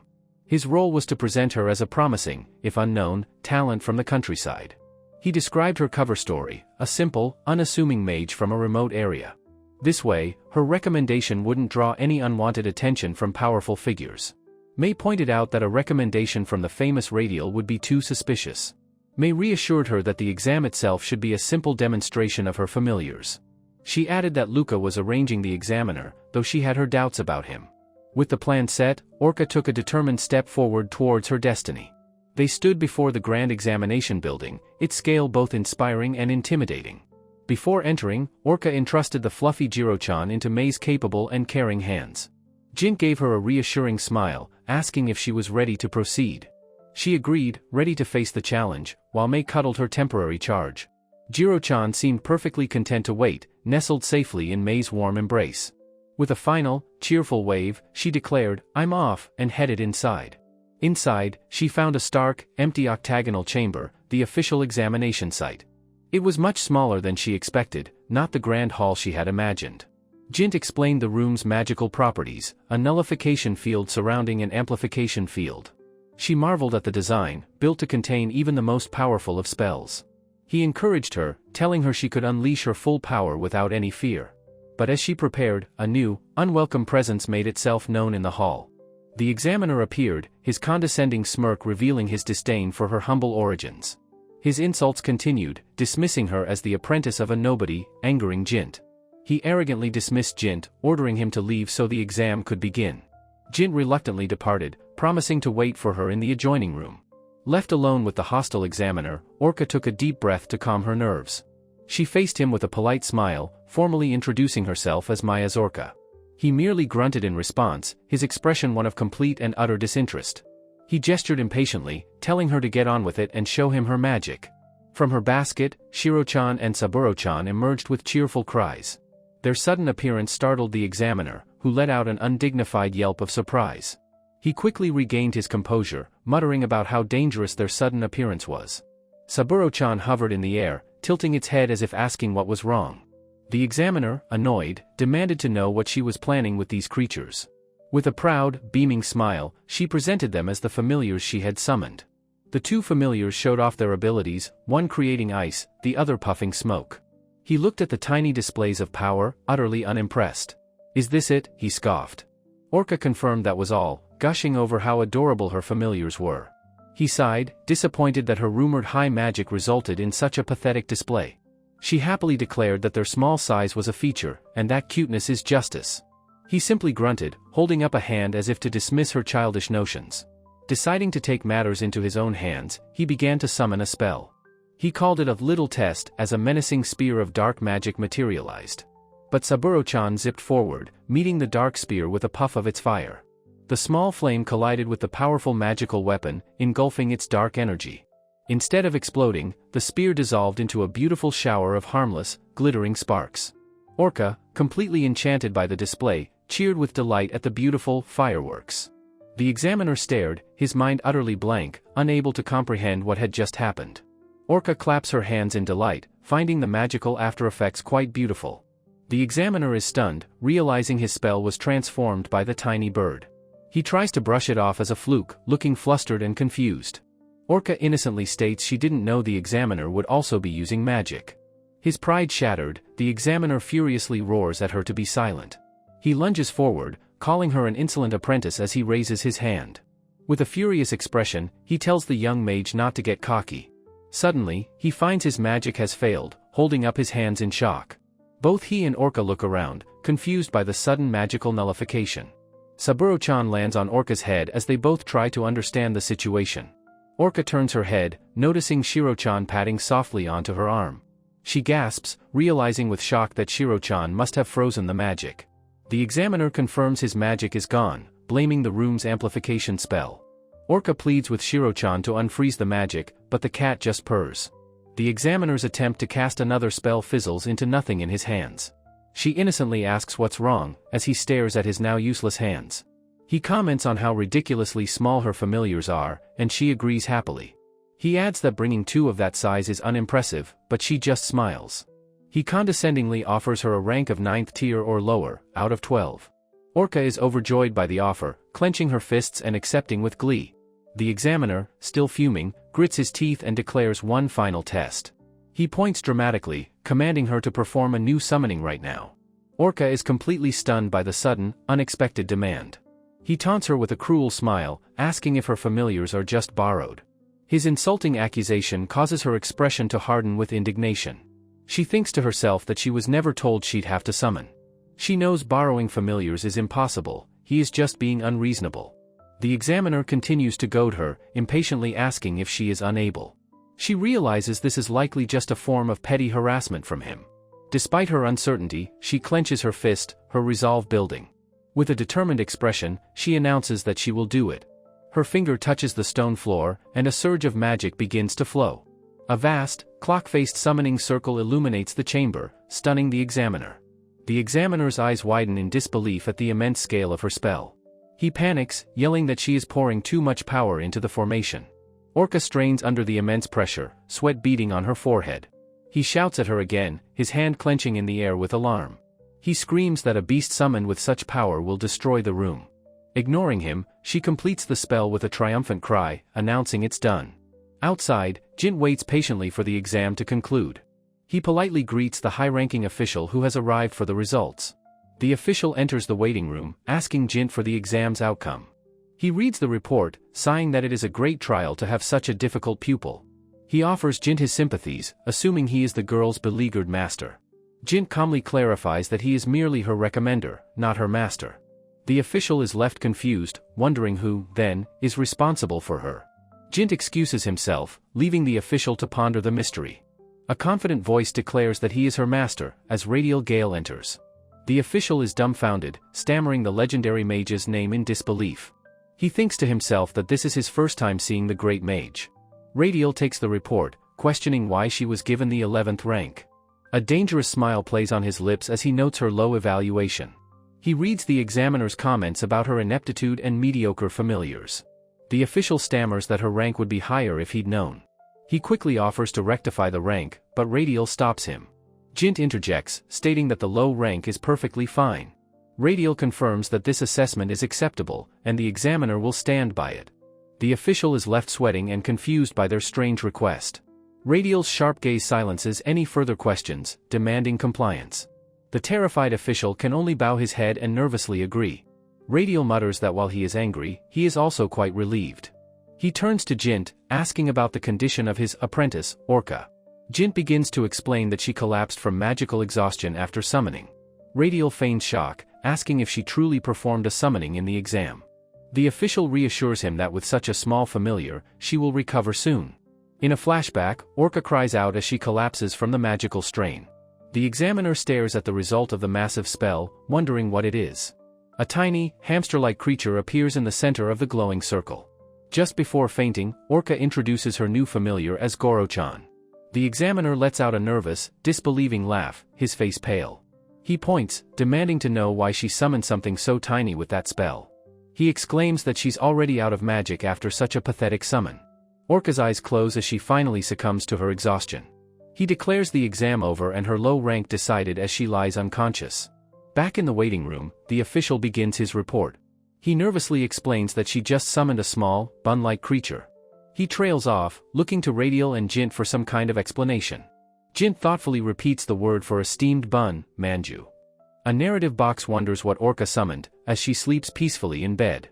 Back at the institute, a dejected Jiro-chan waits patiently by a door. Mei finds the fluffy familiar and offers him a snack to cheer him up. Jiro-chan ignores her offer, looking up with sad, worried eyes. Mei reassures him that the exam won't take long and Orca will return soon. He lets out a soft, mournful whimper, not believing her.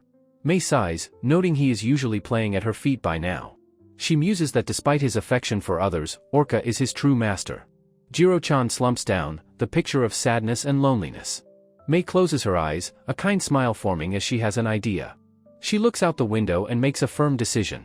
She turns back to the familiar, inviting him to go on an outing. Her outstretched hand surprises the little dog, who looks up with wide eyes. She swoops down and picks up the fluffy watchdog in one smooth motion. She declares they must prepare a grand celebration for Orca's successful exam. Back in the capital, Radial and Jint leave the official's room. Jin looks concerned, still processing the day's strange events. Radial strokes his chin, wondering if Orca is truly safe. Jin reassures him that since Jail is watching over her, she should be fine. Radial scoffs, stating that he doesn't trust that man in the slightest. A demonic projection of Luca appears, teasing them about making Orca a princess. Radial warns him to be discreet in the palace, and Luca nonchalantly agrees. A lone figure sits in a grand room, seen from a high window. The sun shines over the palace, as someone wishes for Orca to awaken soon.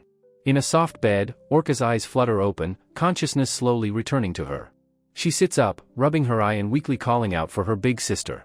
A smooth, masculine voice answers her call with a playful suggestion from the doorway.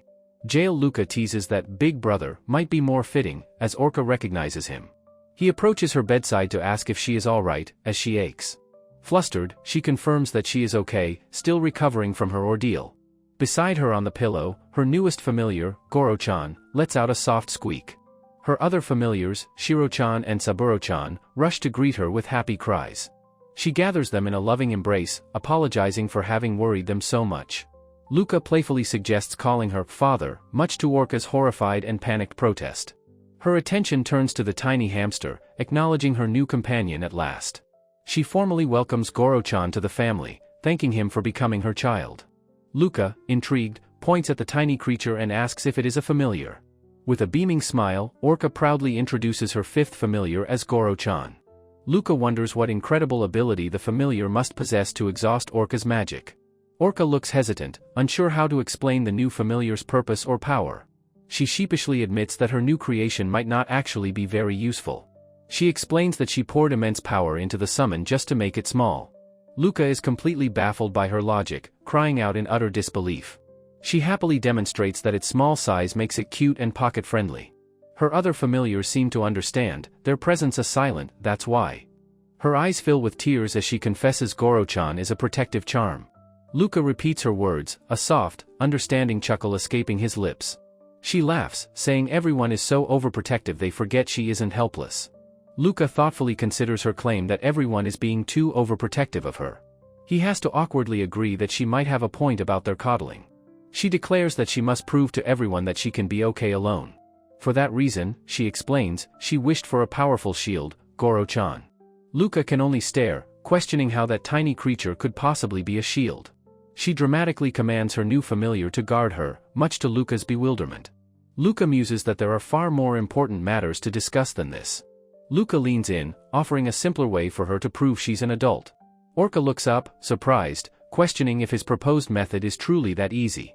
With a sly smile, Luca adds that the final choice is, of course, hers. He suddenly moves, firmly taking both of her hands into his own gloved ones.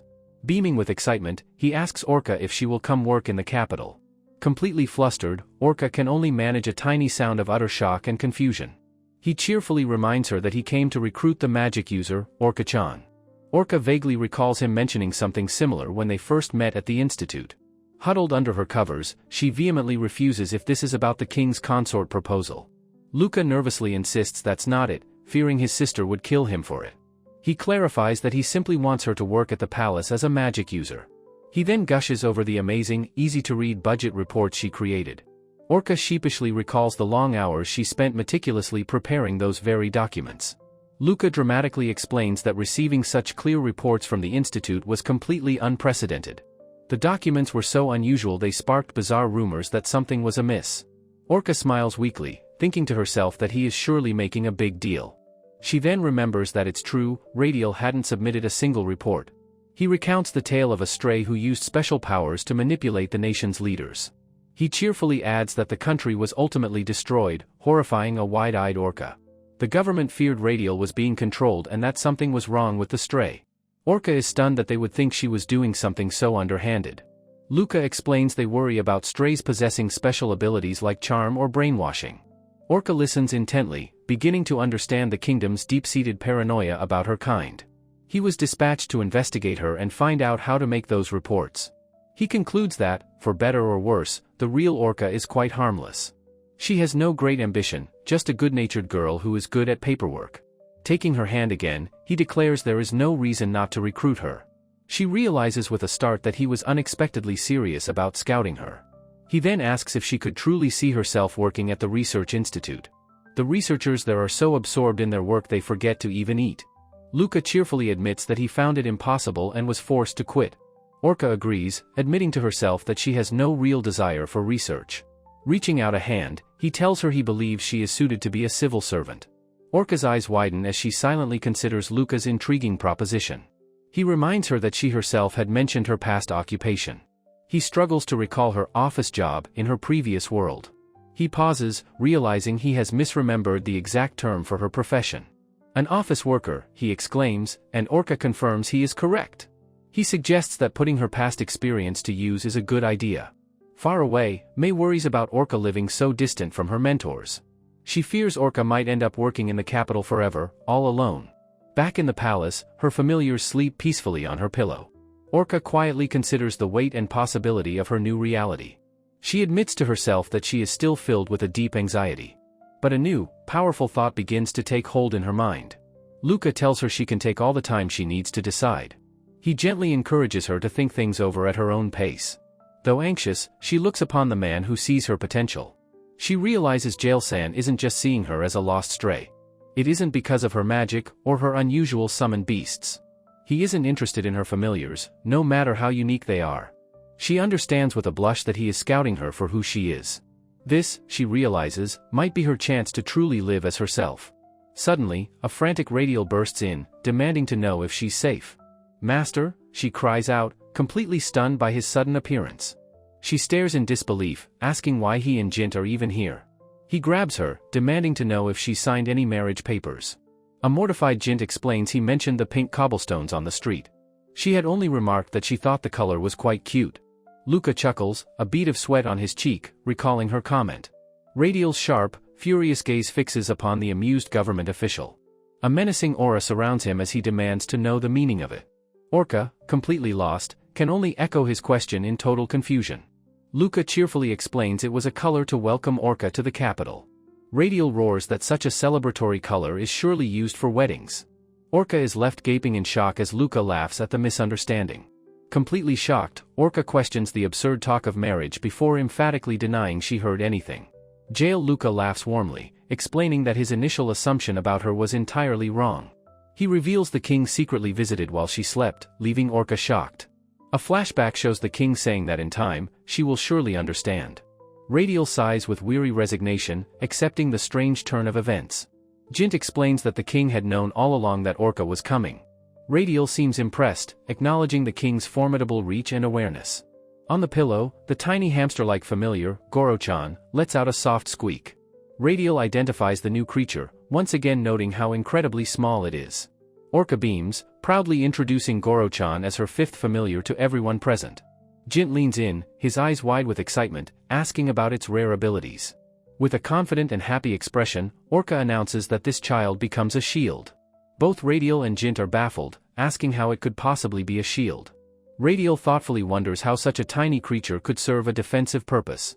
Goro-chan sits in a hand, glowing softly as it lets out a determined squeak. Orca explains it creates an invisible wall, protecting her from all attacks. Jint is stunned by the revelation that the familiar can create a protective wall. Radial strokes his chin, correctly identifying the ability as a form of magic defense. He admits that while not unheard of, he's never seen a familiar used this way.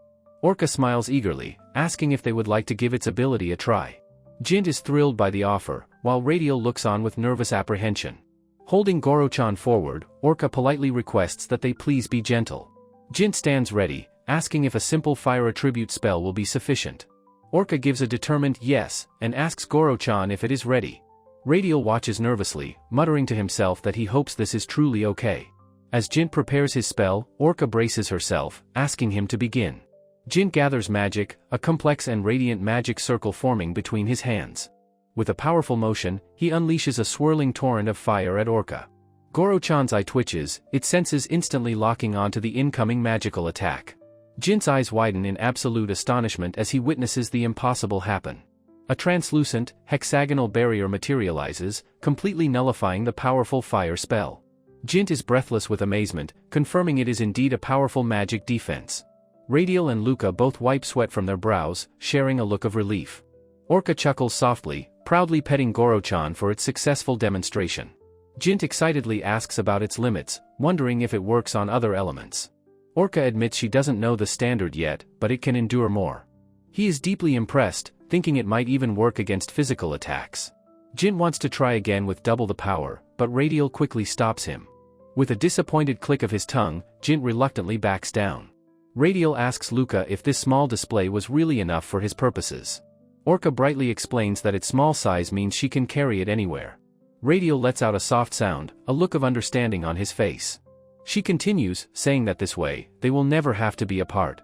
Luca smiles knowingly, realizing it serves as her personal protective charm. Jint notes to Radial that the separation from Ichiro-chan was clearly hard on her. Radial agrees, realizing the pain was likely greater than they could have imagined.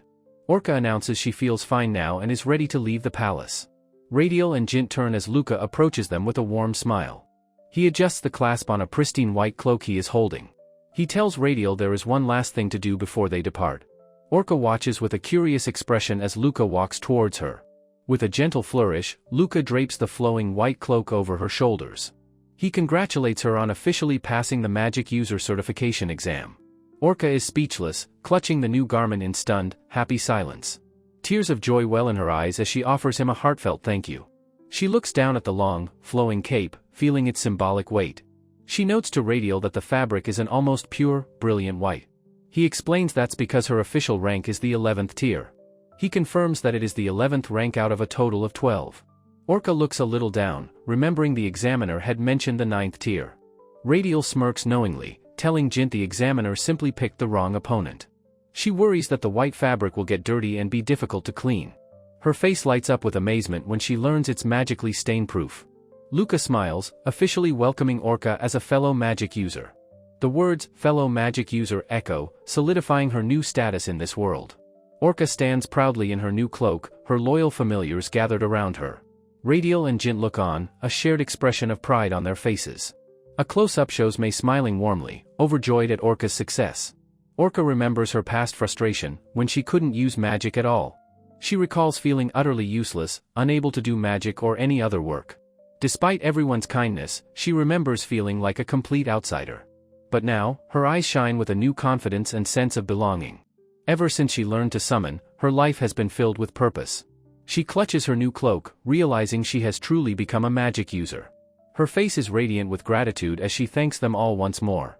Radial, Jint, and Luca stand together, her new support system in this world. A voice from near the window suggests it is finally time to go home. Luca stops them, suggesting a quick detour to the courtyard before they leave. Jint looks puzzled, asking why they need to go to the courtyard now. Luca smiles mysteriously, promising they will understand the reason for the pink stones. Jint and Radial exchange a surprised and slightly wary glance. Radial sighs, muttering about how troublesome and convoluted everything has become. Jint launches into an enthusiastic lecture on the history of the palace gardens. Luca asks how Jint knows so much, and he proudly calls himself a stray maniac. Orca asks what possible connection the gardens could have to strays like her. Jint reveals it was created by the legendary stray, the void mage Yuta. They arrive at a clearing, where he points to a magnificent blooming sakura. A beautiful, full-page panel shows the massive cherry blossom tree in full bloom. A single petal drifts past Orca's face as she stares in silent awe. The four of them stand together beneath the beautiful, flowering branches. Orca takes a soft step onto the ground, which is carpeted with petals. She catches a falling petal in her hand, whispering the familiar word, Sakura. She marvels that they exist here, and Jint clarifies this is the only one. She clutches her cloak, her face flushed with wonder at the breathtaking sight. She finally understands, the color of the ground was meant to be Sakura-colored. She realizes the pink streets were meant to be a welcome for a stray. Looking at the blossoms, she thinks to herself how truly kind this world is. She whispers how beautiful it is, noting it must be in full bloom. Radial looks at the tree fondly, remarking that it's blooming well today. Orca is surprised by his phrasing, asking if this happens every day. Jint clenches his fist, declaring the Sakura is the greatest mystery Yuta created. Jint enthusiastically theorizes about the powerful magic behind the magnificent cherry blossom tree. He cheerfully tells Orca that even summoning a giant tree would be perfectly fine. Orca, clutching her new white cloak, looks confused by his mention of magical etiquette. Luca laughingly suggests that proper etiquette is just having a loud party under the blossoms. He feigns confusion, wondering aloud if his understanding of the custom was mistaken. Orca explains nervously that he is describing flower viewing in a very roundabout way. Luca then reveals that this flower viewing party, or ohanami, happens every single month. Mei explains the daytime sweets, while Radial notes the good sake served at night. Orca is completely floored by the revelation that the cherry tree blooms every month. Radial looks on with a stern expression, while Mei seems amused by the conversation. Radial flatly corrects her, stating the tree actually blooms every single day of the year.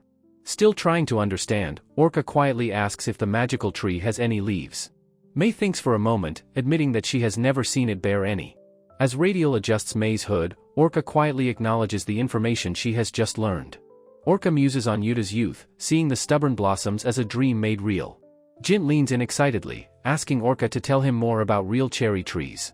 A single pink petal drifts down, catching Orca's wistful and contemplative gaze. She stands beneath the magnificent tree, a small figure surrounded by a flurry of blossoms. Looking up at the endless bloom, she whispers in awe at the incredible sight. Luca approaches her with a warm smile, agreeing that it is quite a spectacle. He admits he wants to use magic that has no practical or offensive purpose. Orca brightly agrees, saying her own familiars are very much the same way. She explains that using magic for cute things is considered a luxury, even a curse. Luca's gentle smile widens slightly as he listens to her thoughtful comparison. He points out that people like Jint gather monthly, intoxicated by the tree's beauty. Orca realizes that because of this, the creator Yuta is still being properly appreciated. This thought leads her to wonder about her own place and appreciation in this world. Her hamster familiar, Goro-chan, suddenly peeks from her collar with a reassuring squeak. Shiro-chan and Saburo-chan appear, purring and chirping as if to comfort her. Holding her small familiar, she smiles, admitting that she has been thinking a lot. She recalls her journey, arriving at the grand capital for the very first time. She remembers the stress of taking an exam after being away from such things. She thinks about finally getting a title other than Stray, the official magic user. The memory of receiving her cloak and new status feels significant and life-changing. With a tearful smile, she feels she is finally starting to belong in this world. She resolves to do her best to live her own life in this new world. Looking up with hope, she decides she might even try challenging herself with new things. Her quiet moment is interrupted by a cheerful voice calling out her name, Orca. Mei arrives with a large bag, her fluffy familiar Jiro-chan trotting beside her. Orca's face lights up with joy as she happily greets Mei and Jiro-chan. Mei asks if Jiro-chan was good, and Orca happily pets the fluffy creature. Looking up from her familiar, she smiles with genuine relief and happiness. Mei watches her with a soft, knowing expression, happy to see her so content. She smiles, expressing her relief that Orca was able to get her certification safely. Orca beams, clutching her cloak and happily confirming that she passed the exam. Mei praises her for her hard work, gently patting her on the head. The entire group now stands together under the falling cherry blossom petals. Mei points a finger playfully, declaring that they should celebrate Orca's great achievement. Radial looks on, questioning her sudden suggestion of a celebration for the occasion. Mei explains that she and Jiro-chan already went out and bought many things. Jiro-chan barks in excited agreement, ready for the impending feast and celebration. With the cherry blossoms around, Mei suggests they have a flower viewing party, too. Jint enthusiastically volunteers, running off to borrow a mat for their impromptu picnic. Mei calls over to Radial, asking the director to come and lend a hand. Orca turns her attention to Luca, hesitantly calling out his name to ask him something. She asks him seriously what she would need to do to get a job here. Luca's face explodes into a starry background of pure, unadulterated joy and excitement. He rushes to her, grabbing her hands and exclaiming that she's thinking about it. Orca becomes flustered, waving her hands and insisting she is only just considering it. Ignoring her protests, he cheerfully presents a document, telling her to sign it right away. Orca is completely taken aback, staring at the contract with wide-eyed shock. He playfully insists she sign, asking what kind of signature she will use. Squinting at the paper, Orca notes that it doesn't seem to be official. Despite her suspicions, she hesitantly begins to sign her name on the document. Luca watches her sign with a satisfied smile, pleased with the outcome. He then playfully scolds her for signing without thinking, warning her about overprotective guardians. Radial appears behind Orca, sternly asking what is going on between the two. Luca cheerfully waves him off, saying it's nothing at all to worry about. Radial remains silent and unconvinced, crossing his arms as Orca quietly agrees with Luca. Luca tells her she doesn't need an interview or resume yet, giving her time. The branches of the magical cherry tree sway, shedding petals into the gentle breeze. May waves from the picnic mat, calling for Orca to join them for food. Orca's eyes widen at the sight of the delicious spread of sandwiches and bread.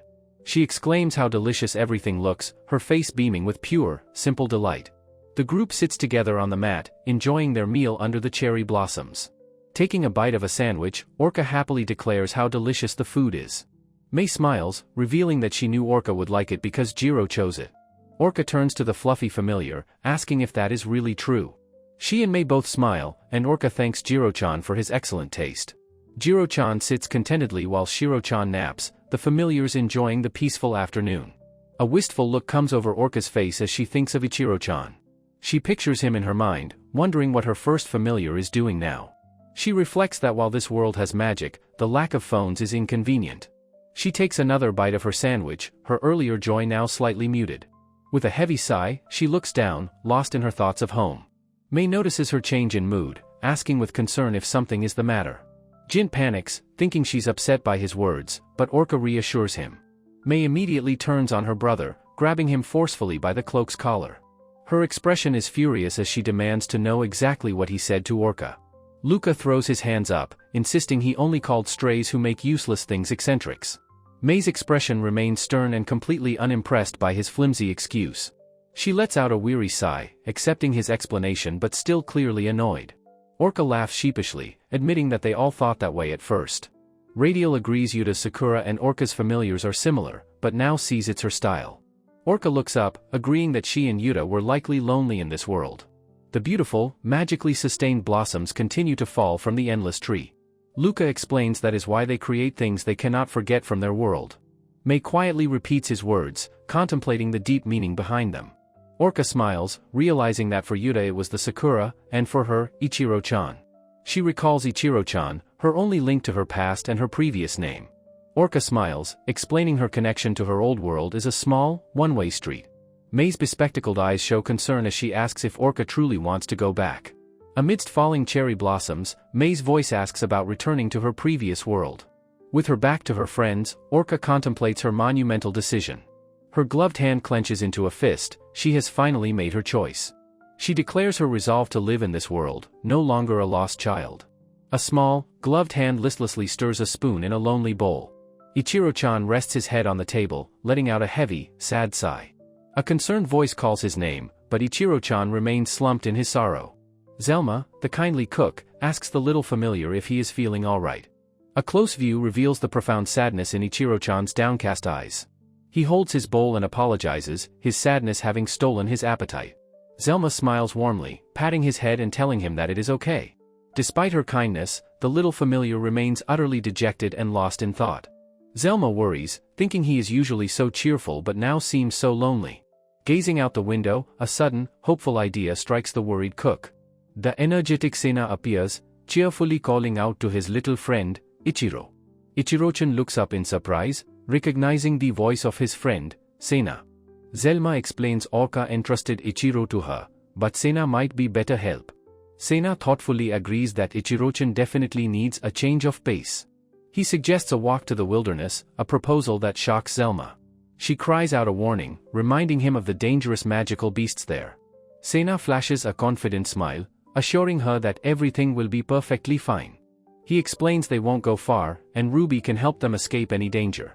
Zelma places her hands on her hips, reluctantly accepting his confident plan.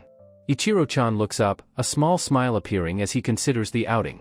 She agrees that a little change of scenery would probably do him some good. From inside, she calls out one last time, telling them to be careful.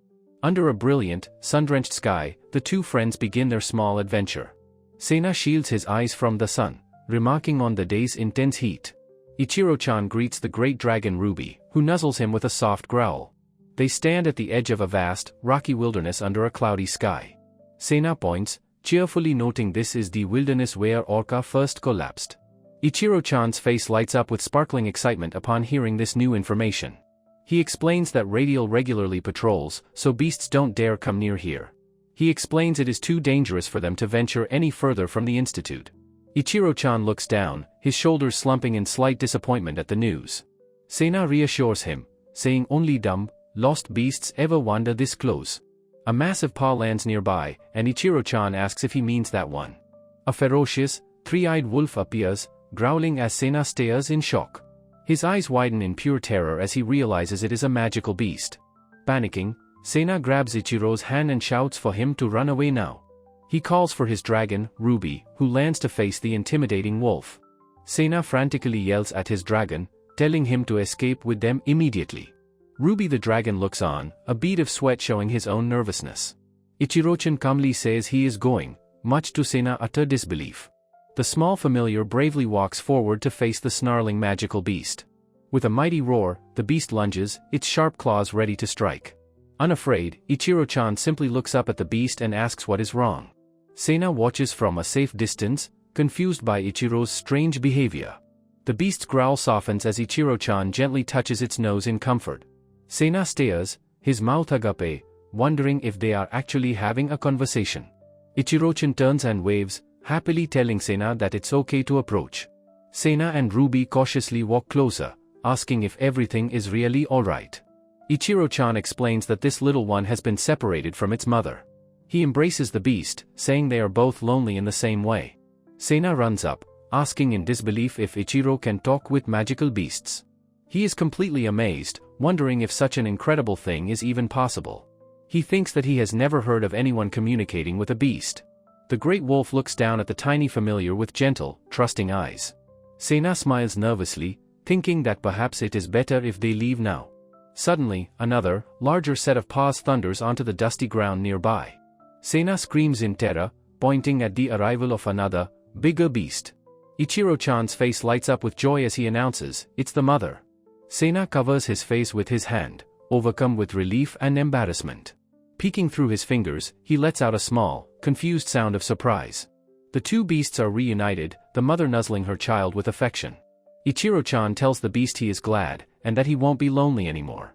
He waves a cheerful bye-bye as the reunited pair walk off together. Sena praises Ichiro, amazed he can talk with familiars and magical beasts. Sena understands that if you don't fight, strength and size are not needed. Ichiro-chan thinks to himself that a welcome home would be very nice. Sena looks back over his shoulder, sensing the little familiar's lingering sadness. The little familiar looks down, his brief moment of joy fading once more. Sena reassures him with a gentle pat on the head, telling him it's okay. He reminds Ichiro-chan that his master, Orca, will be returning tomorrow. He smiles warmly, telling his little friend to cheer up very soon. He promises that Zelma will make them delicious cheese omelets upon her return. Sena cheers that he will eat too, as they walk back home together. Ichiro-chan looks toward the horizon, his expression filled with hopeful anticipation. His ears twitch as he hears a faint, familiar sound in the distance. Sena looks around, asking what that sound could possibly be. He turns his head, a look of complete confusion on his face. The vast, empty landscape stretches out before them under a cloudy sky. Sena spots something approaching and calls out to get its attention. A grand, horse-drawn carriage makes its way toward the research institute. Orca leans out of the carriage window, joyfully calling out for Iken. Ichiro-chan runs toward her, tears in his eyes as he cries out, Kanoka. Orca leaps from the still-moving carriage to meet her beloved first familiar. She lands with her arms outstretched, a brilliant smile on her face. His little legs pump furiously as he dashes across the ground toward her. They finally meet in a tight, loving embrace, a reunion of pure joy. She closes her eyes, whispering softly to him that she is finally home. He buries his face in her cloak, repeating her true name, Kanoka, Kanoka. Kneeling together, she tells him she is sorry for making him wait. She thanks him for holding down the fort for her while she was away. They nuzzle each other affectionately, their powerful bond reaffirmed in this moment. She turns to her other familiars, who have gathered around to greet her. Ichiro-chan beams, his face a picture of pure joy, welcoming her home. Sena is surprised, asking if she wasn't supposed to return tomorrow. Sena is surprised to see Orca has returned from the capital so soon. She happily explains she came back early because she missed Ichiro-chan so much. The two share a tight, loving embrace, overjoyed to finally be reunited. Sena watches them, remarking on the unexpected turn of events. Orca proudly shows off her new, magnificently white mage's cloak. She cheerfully tells an impressed Sena that she is now a 12th tier mage. Sena scratches his head, still processing her early return. He marvels that her rank is so low despite her amazing familiars. With renewed determination, he vows he will become an even greater magic user. He turns to Ichiro-chan, seeking his agreement on his ambitious goal. Ichiro-chan reassures him that he won't have to be lonely anymore. Orca smiles warmly, touched by her familiar's kind words. Ichiro-chan gives her a bright, happy smile, welcoming her home at last. The grand facade of the research institute stands tall under the bright sun. Inside, someone runs towards Orca, urgently calling out her name. Radial bursts in, furiously waving a formal document in his hand. Orca is stunned to learn it is a provisional job offer from the government. May and Radial demand to know if she truly applied for the position. Looking flustered, Orca admits that she did indeed submit an application. Radial groans in frustration, realizing she acted on her own again. Orca, however, is thrilled, deciding to accept the unexpected offer. May explains she was hired because of Luca's recommendation and her new certification. She playfully calls Orca our amazing girl, who got the offer instantly. Orca beams, excited about the prospect of going to the capital. Radial immediately forbids it, crossing his arms in a firm X. He physically holds her back, insisting she is absolutely not allowed to go. Orca protests, asking why he's so against her taking the job. He tells her to resign, but she argues it's a state position.